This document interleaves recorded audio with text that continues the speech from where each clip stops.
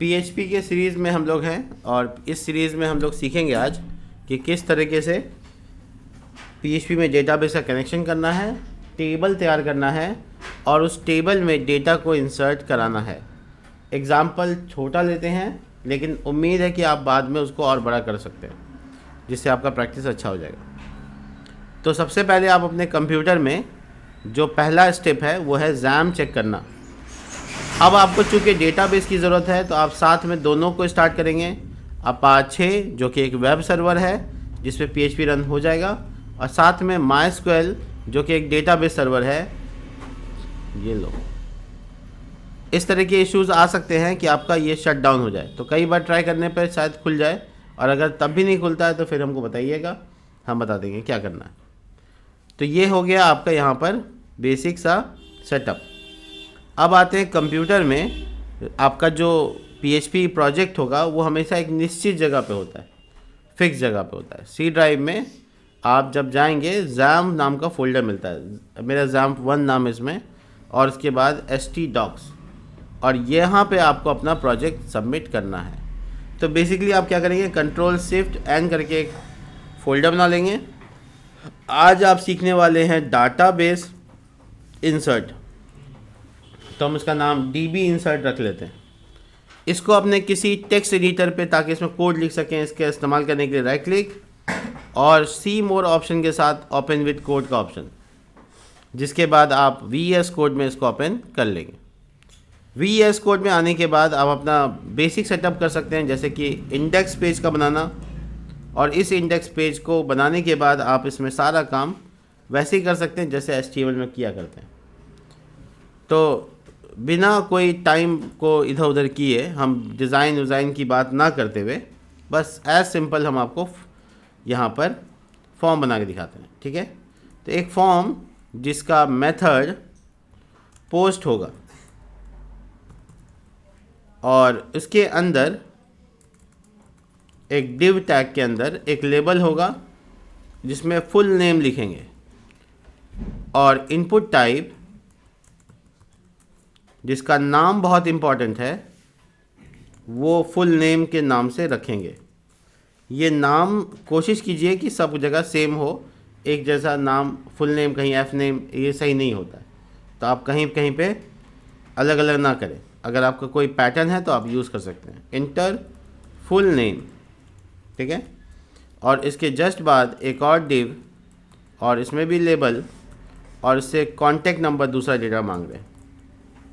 इसमें तो कोई दिक्कत नहीं है आपको, ये तो बहुत कंफर्टेबल होंगे आप इसके साथ। Input type number, name, contact, और साथ में प्लेस होल्डर एंटर करेंगे, और यहाँ लिखेंगे एंटर कॉन्टैक्ट नंबर। इसके बाद आपको जो चीज़ चाहिए वो है सबमिट बटन, क्योंकि बिना घोड़े का बंदूक क्या काम करेगा। तो एक सबमिट बटन तो आप दे ही दीजिए। इसमें हम 2 ही कॉलम रखते हैं क्योंकि आपको कम डेटा के साथ प्रैक्टिस कराना ज़्यादा अच्छा रहेगा। नाम हम इसका रख लेते हैं सेव। अब हम ये फॉर्म बना के तैयार कर लिया है, एकदम पीएचपी के अकॉर्डिंग तैयार कर लिया है। पीएचपी में के अकॉर्डिंग का मतलब है इसमें मेथड होना चाहिए, एक्शन होना चाहिए, और साथ में हर इनपुट का एक नाम होना चाहिए। तीनों चीज़ों पे ध्यान रखना होगा, नहीं तो HTML में तो ऐसे भी दिख जाता आउटपुट। तो ये चीज़ें हो गई। अब आते हैं इस बात पे काम करेंगे कि डेटाबेस अपना कैसे एक्सेस होगा। किसी भी ब्राउज़र पे आप जाकर localhost/phpMyAdmin एक्सेस करने से आपको वो इंटरफेस दिखेगा जिसमें आप डेटाबेस को मैनेज कर सकते हैं। मैं अभी आपको कमांड लाइन से नहीं बता रहा हूँ, क्योंकि इसमें इस बैच में, और या मुझे लगता है इस वीडियो को देखने वालों में से कोई ऐसे होंगे जो माइस्क्वेल की क्वेरीज़ वगैरह नहीं जानते होंगे। घबराने की कोई बात नहीं है, क्योंकि यहाँ पर जो डेटाबेस एक्सेस हो रहा है वो बिना कोई क्वेरी पैटर्न के एक्सेस हो रहा है।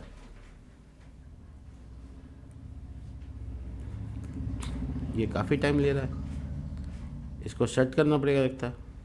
हाँ, खुल गया। तो देखिए, ये है आपका वो इंटरफेस जिसे कहते हैं 3 टियर आर्किटेक्चर का DBMS।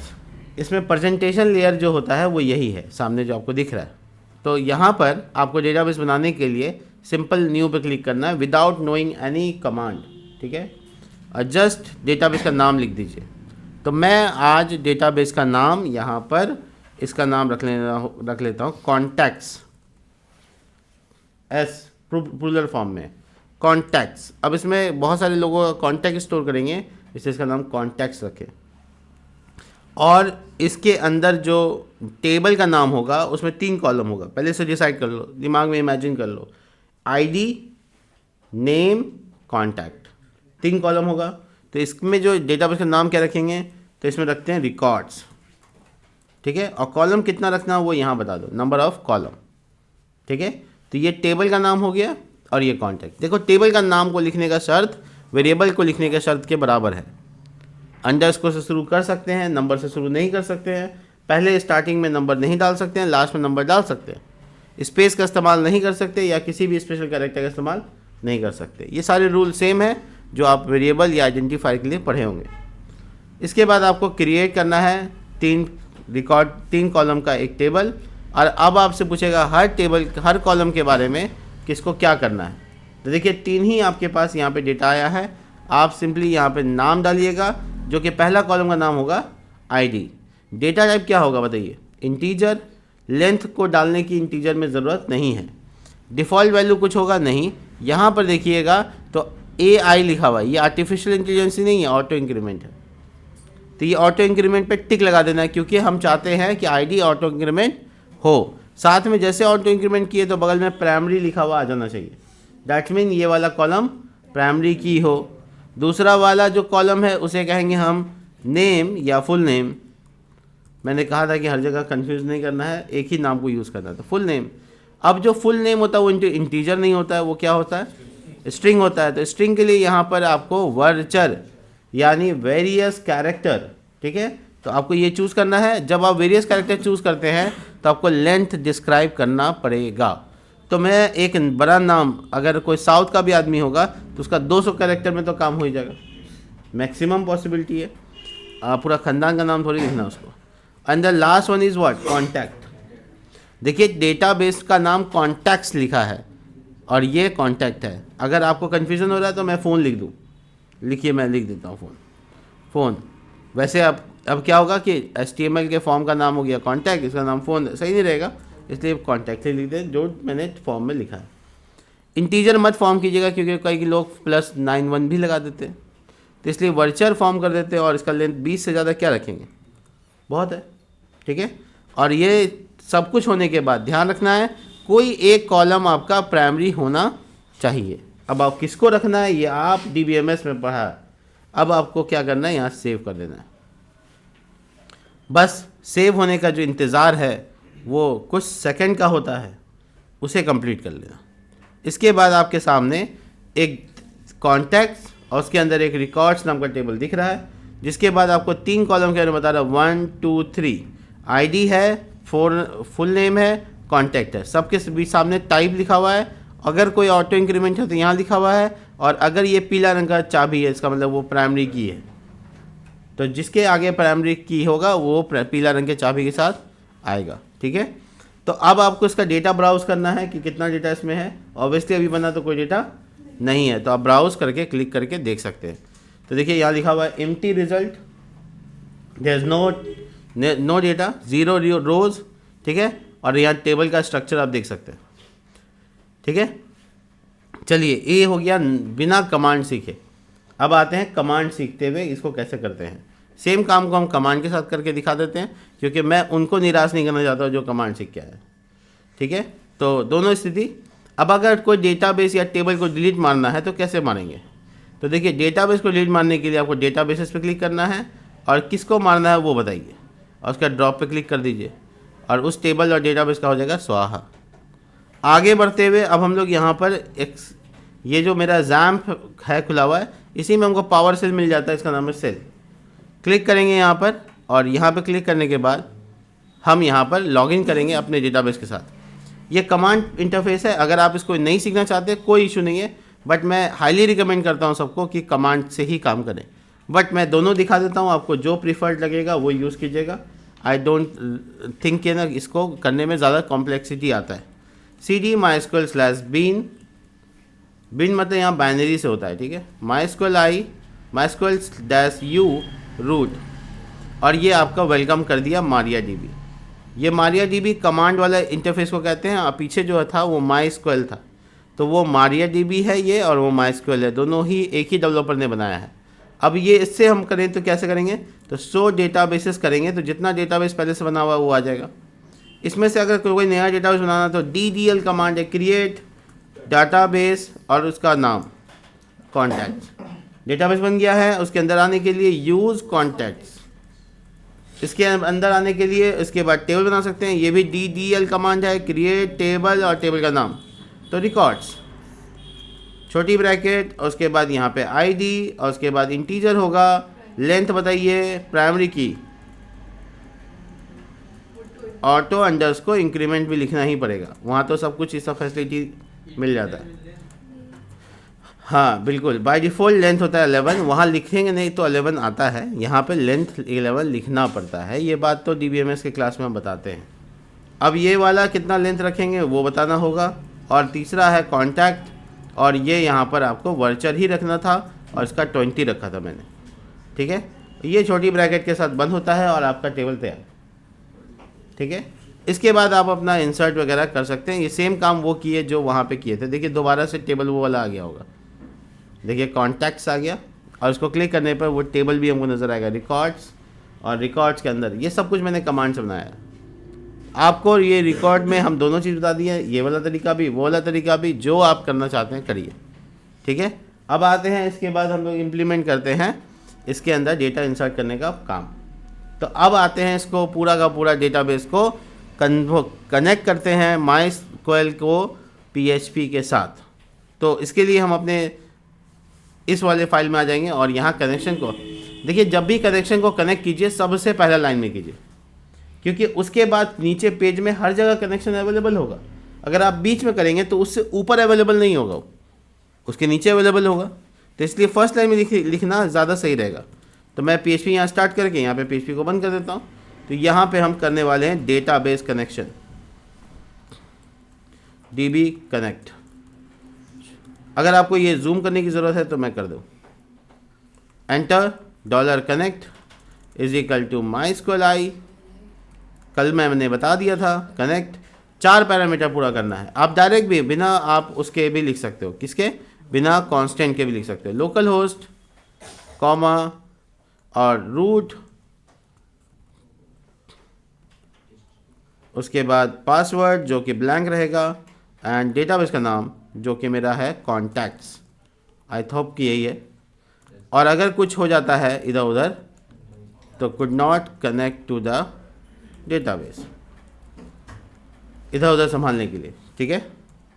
वापस से देखो, चारों चीज़ें एक साथ हम यहाँ लिख दिए हैं। ये जो ग्रे कलर का आ रहा है ये हिंट देता रहा है आपने कौन सा डेटा किस लिए डाला है, वो आपको दिखना नहीं है, वो अपने आप लिखा रहा है यहाँ पे मेरे पास जो स्निपेट्स हैं उसकी वजह से। कनेक्शन इस्टेब्लिश हो गया, जो काम कल का था वो कंप्लीट। अब आते हैं इस डेटा को जो फॉर्म से भरेंगे वो आखिर हम इंसर्ट कैसे करेंगे।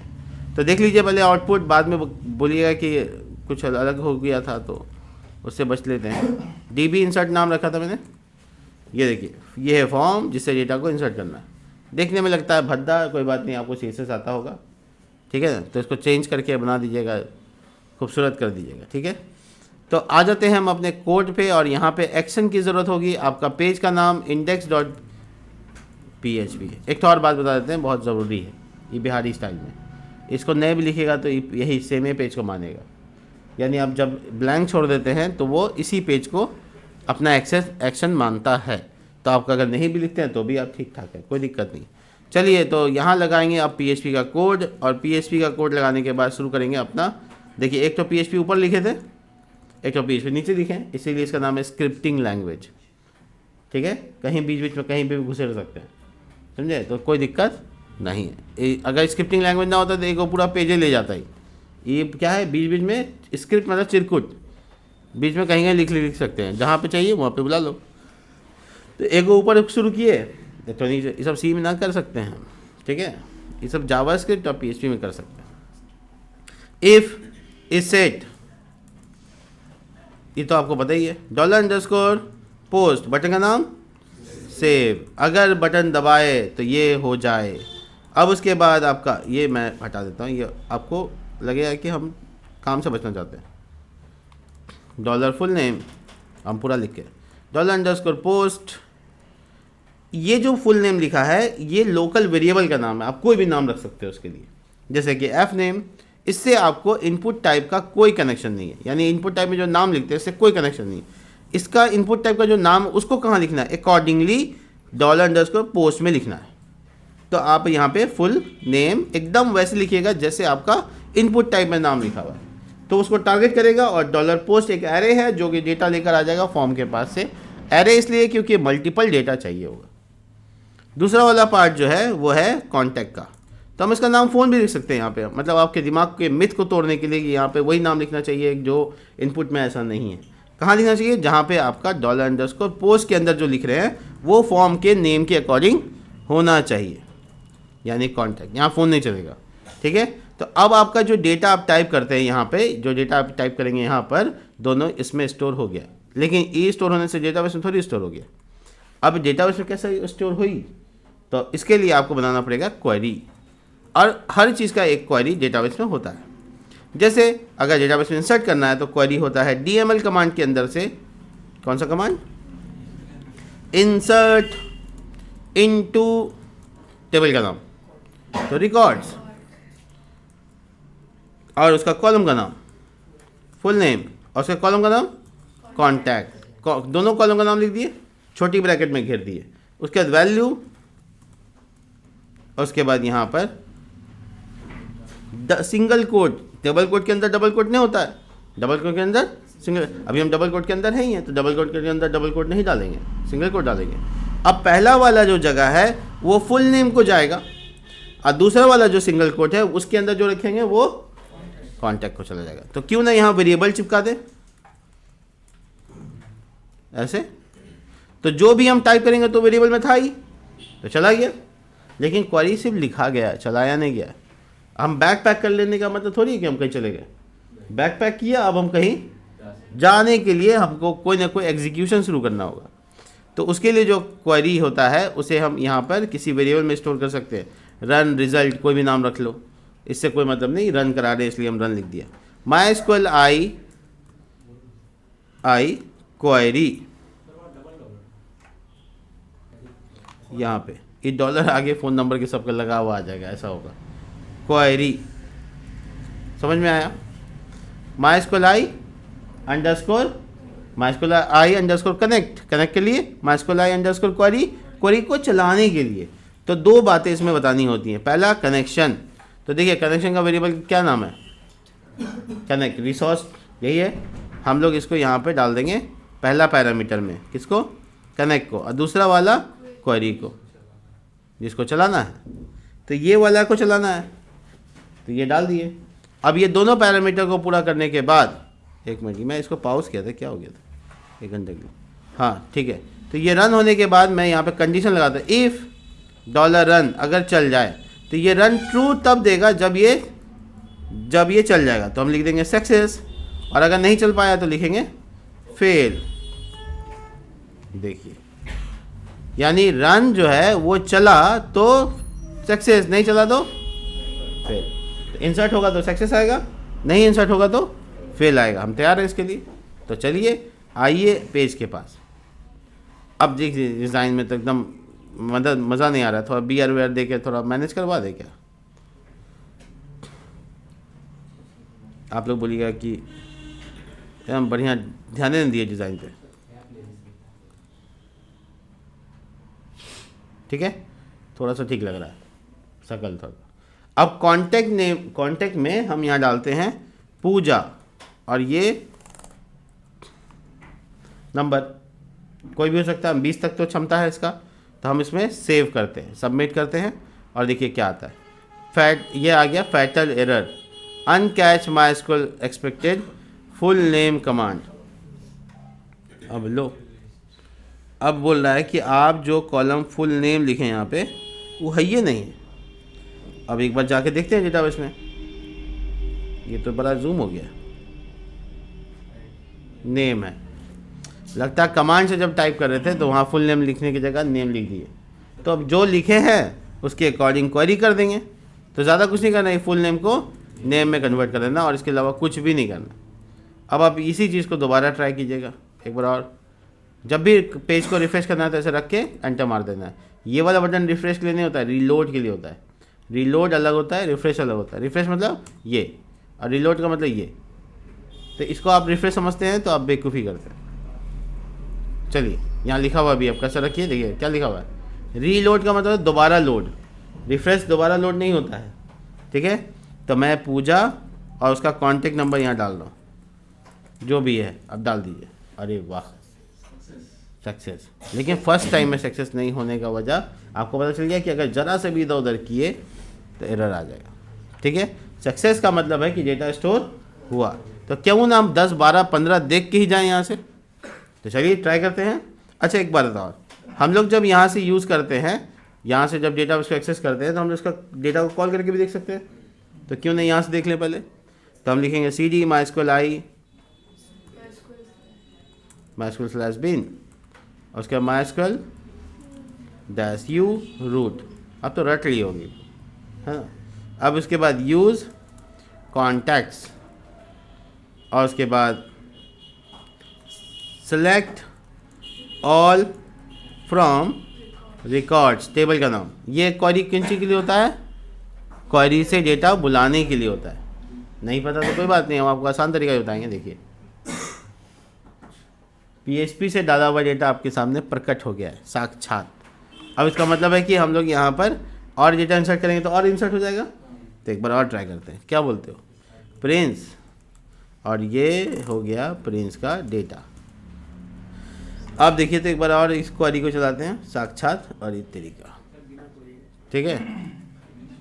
अब बिना क्वेरी का, जिनको क्वेरी नहीं मालूम है, जो कॉलेज में एब्सेंट हो गए होंगे उनके लिए, तो वो क्या करना है, आपको PHP MyAdmin में जाना है और उसके बाद ये डेटाबेस पर क्लिक करना है। इसके बाद इनको टेबल का नाम दिखेगा, उस पर क्लिक करना और यहाँ आपके पास डेटा है। बिना कोई क्वेरी लिखे आप पहुँच गए, ठीक है। तो दोनों चीज़ है, किड्स वर्जन और प्रो वर्जन दोनों ट्राई कर सकते हैं आप। तो दूसरा वाला जो है डेटा आप और इंसर्ट करके दिखाइए। और देखिए सुधांशु, स्पेलिंग मत देखना, ठीक है। ये देखो यहाँ पे ब्राउज पे रिफ्रेश करेंगे, देखिए तीसरा डेटा, देखिए सैफी, ये देखिए बढ़िया एकदम डेटा जा रहा मस्त। अब्बास, सबको खुश करना पड़ेगा ना। ये देखिए ये एक बात है, एक साथ दूट होगा, अभी एक ही साथ खुश कर सकते हैं क्या। अब यूनिक चूंकि प्राइमरी की आईडी है तो नाम सेम भी हो सकता है, जैसे कि पूजा दोबारा हो सकता है, इसमें कोई दिक्कत नहीं है। ये देखिए कितना बढ़िया लग रहा है। तो आज हम लोग सीख लिए डेटाबेस में डेटा को इंसर्ट करना थ्रू PHP, ठीक है। HTML का पुराना पढ़ाई, PHP का अभी का पढ़ाई, अब पीछे थ्योरी में DBMS, देखिए कैसे एक साथ काम आ गया।